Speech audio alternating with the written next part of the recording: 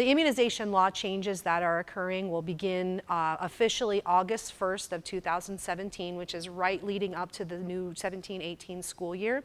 So like I said, most kids who will be affected will be kids first entering school in kindergarten, and then those transitioning from 11th grade to 12th grade, or 16 and up, depending on what grade they're in. So this is an example of what the previous immunization requirements looked like. One of the things that they did was only 3 doses of polio were required. MMR, if you remember back in the 80s, MMR could have been 3 separate things, measles, mumps, and rubella, until they combined it into one immunization. So you could have had multiple immunizations of one or the other, and that still would have counted. But now it's 4 doses of tetanus and diphtheria, which is 1 has to be on or after the 4th birthday. Then there are the 3 doses of polio, 2 doses of measles, mumps, rubella, and 3 doses of hepatitis B, and 2 doses of varicella, which is chickenpox, or you have to prove that you've had the disease. And there's a paper, there's a form for that. So this is what we were looking up until August 1st, okay? So students that enter 7th grade have to have 1 dose of Tdap, which is, remember, DTaP was the one I just introduced. So this is a little bit different formulation, similar antigens in there. It's tetanus, diphtheria, and pertussis, just a bit different strength. And then 1 for meningococcal or MCV, which is meningitis. So that was required for entrance into 7th grade. One of the things that was a big thing for, especially me, because of being in the elementary school, is that we were allowed to give parents a little bit of a leeway. There was an 8-month period of time where I was required to review their immunization status for that 8-month period of time, which ended May 1st of the school year. And then I had to send you a notice home about it, telling you you're still deficient, this is the deadline, you need to get the information to me. And I was required to do that every 30 days. Not school days, calendar days. So, and then we were permitted to exclude children from school if they did not meet these requirements. So when a child would start school, if they were starting, say, in the middle of the school year, they could go to our superintendent's office and they could register. Everybody there is really well trained on what immunizations are required. Occasionally we would get questions about, well, this child's coming from another state, or even we've had children register from other countries, and there were some leeway there. You know, we can allow children who are homeless, who are coming from another state, or they're having difficulty getting their immunizations from another place. We do have a little bit of leeway that we can work with them. So I have to remember where the I is at. All right, so the major changes that are going, and the biggest one is at the top. There's no more provisional. Okay, you do not get until May 1st anymore. That's going to create a bit of a problem because most parents are going to expect that, or they're going to know that, hey, I don't have to be immunized. Most of the kids that are registered for my kindergarten that are coming in were 4 years old, turning 5 sometime over the summer, the majority of them. So those people, when they registered, already had a deficiency in their immunizations. So no more provisional. Now you get 5 days. So what the law says now is you get 5 days to get the immunization if it's appropriate for the space. You know what I mean? Like the DTaP, that's number 5, you can't get any closer than 30 days of the one before it. So if it's appropriate in the spacing time, then you should get it within the first 5 days of school. If the space and time is not appropriate, then you are required to go to your doctor and you're required to get what they're calling a medical certificate. Really what it is a written plan signed by the doctor saying you have an appointment to do this, this, and this on these dates. So that's the thing that I think is going to create a lot of problems because you're going to have to get signed papers from your physician, which is going to take time and or money. You know, a lot of the providers in our area are requiring people to pay to have forms filled out and things like that. So I think that's going to cause a bit of a problem. And then the following changes were made. So the 4 doses of the pertussis, 1 on or after the 4th birthday, that's still the same. The polio, they're adding the 4th dose and the 1 on or after the 4th birthday, or at least 6 months after the last one. So that was previously not a part of the requirements. And that's all K through 12, by the way. So the same here, 2 doses of MMR, 3 doses of hepatitis, 2 doses of chickenpox or evidence of having been, have the disease or been immune. So in 7th through 12th grade, this is one of the other areas where I feel we're going to hit up against some walls. Every 7th grader was required to have a TDAP and an MCV to get into 7th grade. That was the law. It has been for at least 5 to 7 years at this point. So now they're actually requiring 2 separate doses of meningitis, all right? So the first dose is usually given around ages 11 to 15. Most of my kids are getting it with their 6th grade physical. So sometime between the ages of 11 and 13 on average.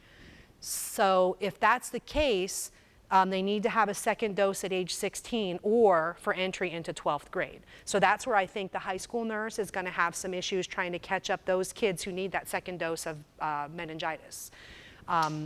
So if they have had 1 dose only and that 1 dose was on or after their 16th birthday, then they only need 1 dose.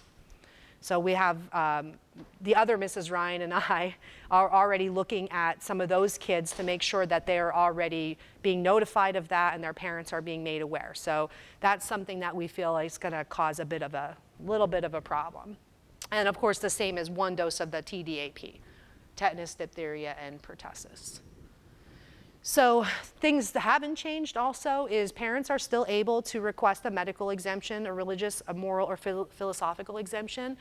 So the medical exemption, there's really no change to that except the parent and the physician do need to submit something in writing. I've had parents and physicians write me notes that say the child is not well enough. I had a child who was hospitalized during that that age group, and that they would have had those kindergarten immunizations at age 5. And they said that, we can't do it at this time. The child is just not well enough. By the time we feel like they're well enough, we will catch them up.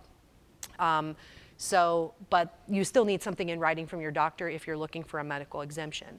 Any other exemption, really, you can write it down and state whatever your exemption is in a piece of paper, put today's date on it and sign it, and the school nurse can keep that on file.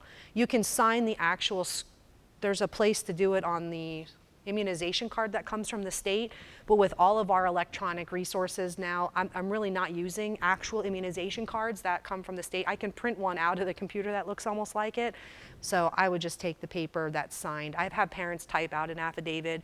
I have parents just write something on a piece of paper in their own handwriting and sign it. That's all perfectly acceptable. So not any changes there. The exemptions that were previously put into the law still remain. So this is something that will be going home. I just kind of copied and pasted this from the PDF that I sent out. So a child must have a medically appropriate vaccine or risk exclusion. That's the one thing about this law that most people don't realize is it does have some teeth. We can keep you from attending school if you are not compliant.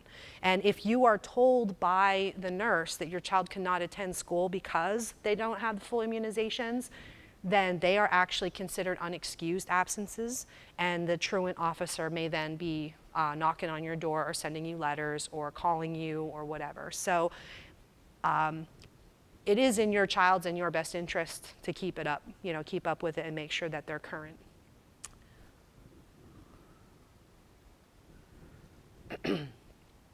So the other thing, it's just language, really. The combination vaccine, because before there was the ability to put them all into different antigens and different vaccines.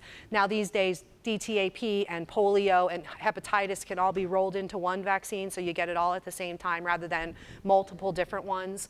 Pertussis, which is the Tdap one, that's the booster. The combination form is still permitted for measles, mumps, and rubella. I haven't seen an individual, vaccination for measles I can't even remember the last time I saw that on an immunization card. And then meningococcal for 12th grade, or the school year the child turns 18 if they don't have it. Really just some new language. Oops. All right, so for the nurses, when a child comes from another place, sometimes that creates a bit of a problem. If you're moving from another state or another country to Pennsylvania, it can be difficult if you haven't kept good records or you don't have them with you. This is frequently a problem for the nurses because we're trying constantly to track down records or some way of getting the immunizations. I can't tell you how long I've spent on the phone calling places like North and South Carolina and Texas and Arizona trying to find a doctor's office who is still working, and if they've closed, it's even harder to find. So in Pennsylvania, we have a statewide immunization registry, which makes things a little bit easier, but the child has to have a single dose of the vaccine on the first day of school. We've had kids come from other countries who need significant catch-up. So you have to have at least one dose to get in, and then you need to submit the medical certificate from your doctor that says, here's our plan. If the child has one dose, and doses that are additional are necessary, if there's one dose that is medically appropriate within the first 5 days of that provisional period, you should get it, and then submit the plan for the rest. Medical, religious, or philosophical exemptions are still appropriate.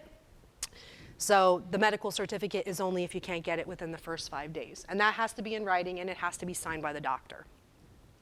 I usually will accept faxes from the doctor's offices as well, just for convenience. What your school nurses and your people in your buildings here will be doing is looking at your immunization record every 30 days and make sure, if I know that you're deficient in immunizations, I'm required to notify you every 30 days.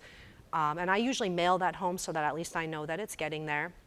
And I send home a letter that says, okay, you still owe immunizations, this is what you need to get in. I send a copy of the record that I have, and I highlight what's missing, and I number them, and I say, okay, this is what you need. We're not allowed to exclude children who are homeless. We're not allowed to exclude children for 30 days who's transferring from another school or another country, one outside the Commonwealth, that is. And if there's a disaster or something like that, we can make some types of alterations or exemptions for the law at that time. And every nurse is required to count all of the doses of the immunizations in certain grades every single year and submit that report to the state immunization, the Department of Health, the Division of Immunizations. And the new date for that is December 31st. So that's some of the things that the nurses are required to do every year with this new law going into effect as well. This is what the medical certificate looks like. It really is just an immunization card that, I tried to open it, but it wouldn't let me open it. It looks like an immunization card except for it has a red stripe at the top. And then the medical certificate needs to be attached to the back of it. And then the Department of Health website has all of these resources that I had with this PowerPoint, as well as all of the PDFs and the algorithms and things that answer questions and brochures and all of that. That's the Department of Health's website. Thank you. And then this is our nurses' contact information. We both have our own individual office phones, my extension and her extension, plus both of our email addresses. This information will be posted on the district's website as well, so parents can access it from home. That's it. So do you have any questions? Doctors, I'm assuming, are aware of, like, the PCPs and all that are aware of this? Well, are the doctors aware of it? I would certainly hope so. Okay. I know that the Division of Immunizations has done a lot of mass mailings as far as mail. Like this entire packet was mailed to me from the Division of Immunizations from the Department of Health, including like an actual hard copy of the new requirements in hard copy form. I do remember, I know shockingly, I've been around long enough that I was here when the last group of immunization requirements changed, when they started requiring 2 doses of varicella and the 7th grade doses of MCV and Tdap. I was here when that happened. This is something that is going to impact a good portion of the students in the district, either because they're just starting school, or they're in that either the 7th grade or that 16 and up age group who's going to need a new set of immunizations they didn't need before. So the last time you were at the doctor where you needed a shot was when your kid was between the ages of 11 and 13 and you thought you were done. Well, you're not. Well, what I recommend, the people who have insurances who say, okay, well, you're not allowed to get a physical but one time per year or you have to pay out of pocket, what I would recommend is you just need to know how to work around the system a little bit. You don't necessarily need to see your doctor. You need to call the doctor's office and say, my school says my child needs these immunizations, but we've already had a physical this year. So I think that I just need to see a nurse in order to get the immunization, and you need the physician to just put the order in order for you to get it. You know what I mean? So you really just need the doctor to give you, the nurse, the go-ahead to give you the shot. You don't necessarily need to see the doctor in order to get the immunization. Now, with that being said, if you're not a regular patient of your doctor's or haven't really kept your physicals up, you know, say you haven't seen them in 2 years and you really need a physical, I guarantee you they're going to make you come in and get one before they'll do that. But if you're a regular patient who's kept up with all of that and they're familiar with you and you've had a physical within the last 12 months, I don't think that they would give you much trouble and just set up the nurse appointment so that you can just come to the clinic, get your immunization, and leave without having to pay a copay and without having to see the physician, so that you don't have to incur additional expenses to your insurance. When students come in, like you said, from out of the country or other states and stuff, how, aren't they required to have certain things coming into the country? I always thought had to have certain, just to Do children who come from other countries have some immunizations? Yes. Do they often have all of the immunizations that are required for school? No. Many times those two things are a bit different. In Far Eastern countries, they'll have things for, oh my gosh, they have really unusual immunizations. So they may have things that they don't necessarily need. And they often will have a good portion of what they need for school, and it's just a matter of getting the remainder. Sometimes it's a matter of getting them translated. That has happened to me a couple of times, and I'm just lucky that I know people. You know, I know somebody who is Chinese, who translated my Chinese immunizations for me, who literally was 100% in Chinese. So, and our ESL teacher was really great about helping me. We had students who just came, who their immunizations were all in Spanish, and we were confused about something about the dates. And she was really good with getting the parents to help me out. Plus, she has all these wonderful ESL resources that literally translated my cover letter. That's like it's a state form letter. You can go on the state's website and find the same letter that I sent home about the immunization status. She actually found that and had it translated by the state into their native language, so it made it easier for them to read what I was sending home, which I thought was really cool too.